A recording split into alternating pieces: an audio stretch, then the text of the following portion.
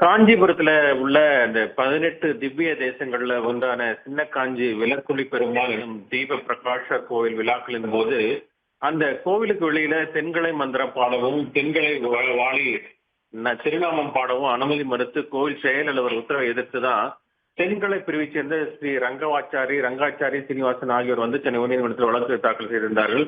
இந்த வழக்கு நீதிபதி ஆனந்த வெங்கடேஷ் முன்பு விசாரணைக்கு வந்தபோது கோவில்ல தென்கலை மந்திரம் பாட அனுமதி அளித்து 1915ஆம் ஆண்டு காஞ்சிபுரம் மாவட்ட முன்சிப் நீதிமன்றம் பிறப்பித்த உத்தரவை 1918ஆம் ஆண்டு சென்னை உயர்நீதிமன்றம் உறுதி செய்துள்ளதாக மனுதாரர் தரப்பில் அந்த வாதம் என்பது முன்வைக்கப்பட்டது.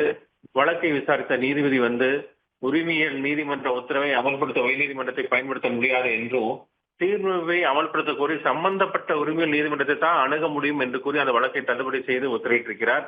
மேலும் இந்த கோவில் விழாக்களின் போது வந்து வடகரை தென்கலை பிரிவினர் வந்து அடிக்கடி மோதலில் ஈடுபட்டு வந்தால் விழாக்கள் அமைதியாக நடக்க கோவில் செயல் அலுவலர்கள் இந்த உத்தரவு பிறப்பித்துள்ளதாக நீதிபதி வந்து சுட்டிக்காட்டி இருக்கிறார்.